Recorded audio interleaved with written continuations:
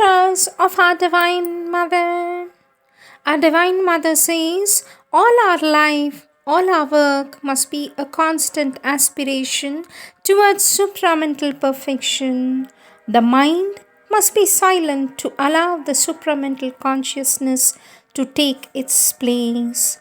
The supramental world has to be formed or created in us by the divine will as a result of a constant expansion and self perfecting. The greatest victories are the least noisy. The manifestation of a new world is not proclaimed by the beat of the drum. Above the mind, there are several levels of conscious being, among which the real divine world is what Sri Aurobindo has called the supermind, the world of the truth. The supramental consciousness is the consciousness of the Supreme in His totality. When I say His totality, I mean the Supreme in His aspect of manifestation. It is only when the supramental manifests in the body, mind, that its presence can be permanent. When the supramental manifests, an unequal joy spreads over the earth. The supramental force has the power to transform even the darkest hate into luminous peace. With love and blessing, says our Divine Mother.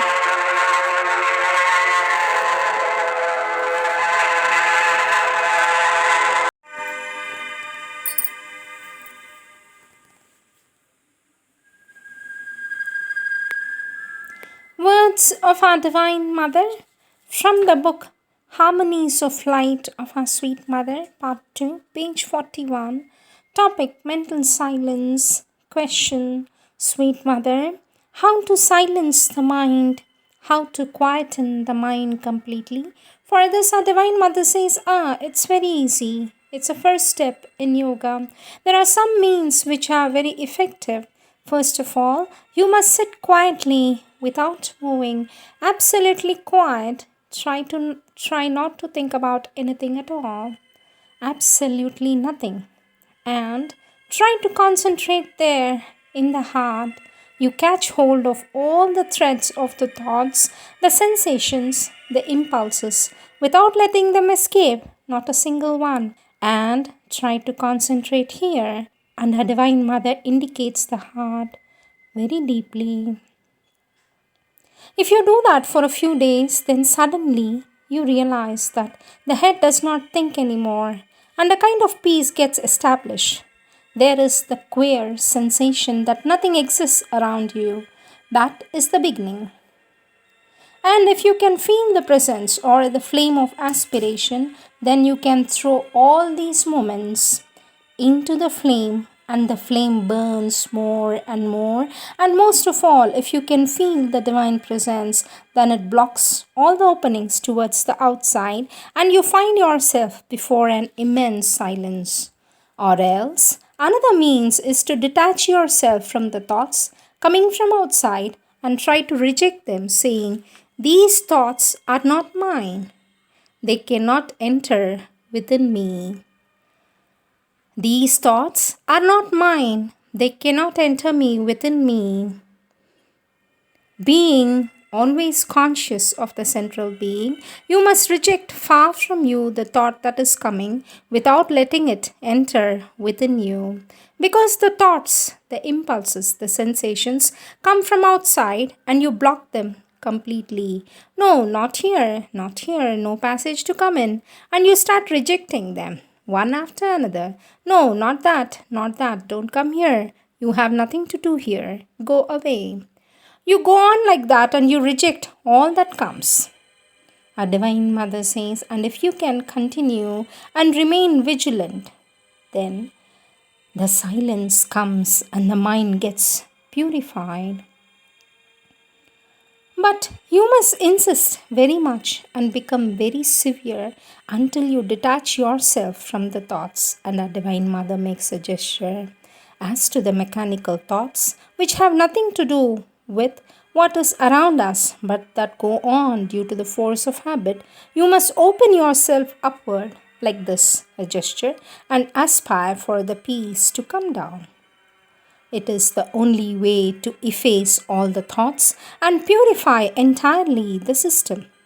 Or else, if all this seems too difficult, you can do the opposite and think about what is beautiful in the world. Instead of thinking bad things, having these common thoughts and all that you think, how full of compassion, how benevolent is the divine, how full of love is the divine, how beautiful is the divine creation, the rising of the sun, the setting of the sun, the vast sky full of sweetness, and what a grandeur, what a harmony is there in nature, all her beauty and magnificence. What is this miracle that animates the stars and so on? How resplendent these colors and the light mingling together. What a marvel I perceive, what a beauty. What is this power that thrills me with its joy? What is this peace that bathes me with sweetness? What is this grandeur that I do not understand? What is this mystery that remains concealed? Reveal thyself. I bow to thee. Our Divine Mother says, you see the good side of the creation and what the Divine has made, and you open yourself to the Divine influence, thinking of nothing else but that. You look at the vast sky that surrounds you, and how the endless sky that surrounds you, and how the endless Divine sweetness is embracing us. To remain in such a state is already something, and when you become aware of what is this mystery that is to be solved, then you start finding the solution. Our Divine Mother says, as it is said, beautiful thoughts bring beautiful things. These are means which are more or less good, and each person has to find the way that suits him the best. But the best way is to be touched by the grace. Then it is like the electric current that passes, and everything disappears immediately, and you find yourself before an immense silence, ineffable, all powerful.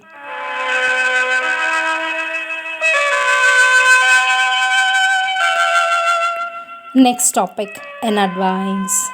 A Divine Mother says, if ever you are seized by a vital impulse, be it an anger or a sexual urge, vanity or any kind of pettiness or meanness or any moment that may seize you, you must immediately react with violence and say to its face, go away, this filth cannot enter a child of the mother.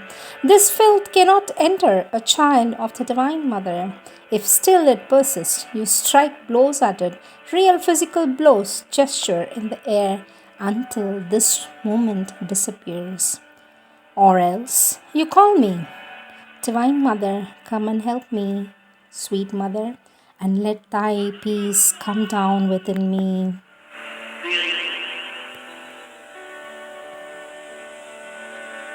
And immediately you will be freed from these vital moments, says our Divine Mother.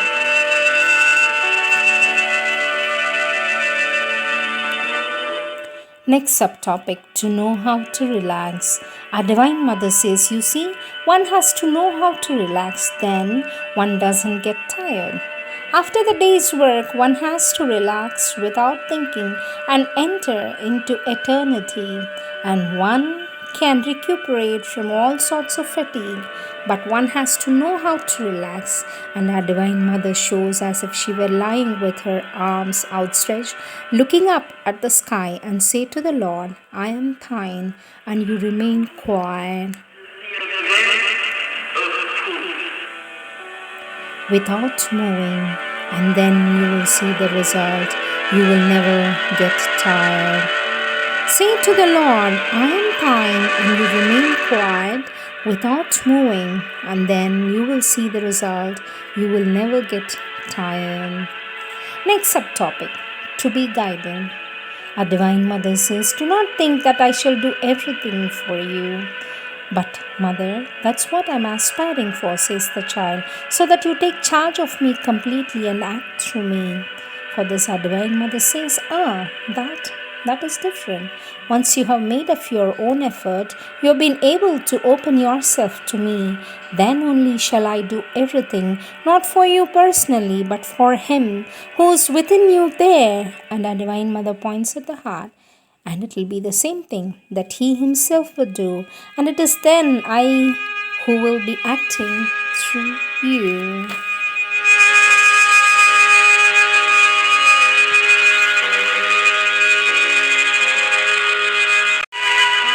About faith, our Divine Mother says, it is more strange when one starts thinking and reasoning without having any idea of what is the truth that is to be found. You are asked to abandon yourself entirely into the Divine's hands, and He will lead you to the ultimate goal. But whose are those hands that I do not see, and to whom should I surrender myself? And above all, where is the goal? Where the truth that is to be found? I have never seen it. I have never known it. Where should I go? What must I do? I do not understand at all.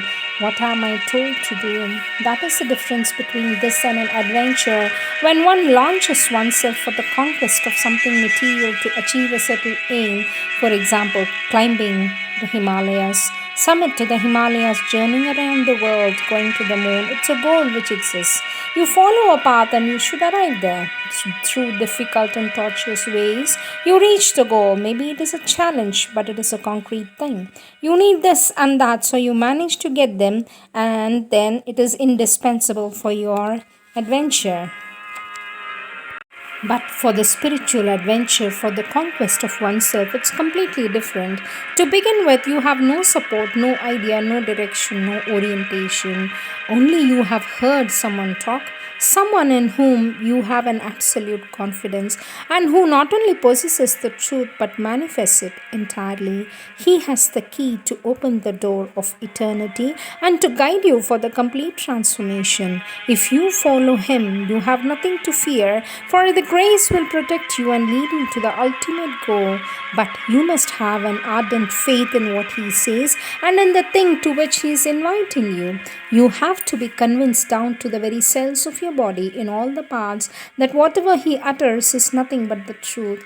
And I follow Him. I am sure to find the truth. This is the path. This is the help. It is He who is the goal. Even if I do not see Him, even if I do not feel Him, He is always there within me, around me to guide me. It is with this confidence that you should abandon yourself, and then He will do everything for you. It is this faith that has to be developed, that has to be established within yourself. If you have this conviction that He will do everything for you, I only have to ask Him sincerely, patiently, then you will see that He does everything. But it is more ardent, more true than a conviction. It is an absolute conviction of faith in the divine.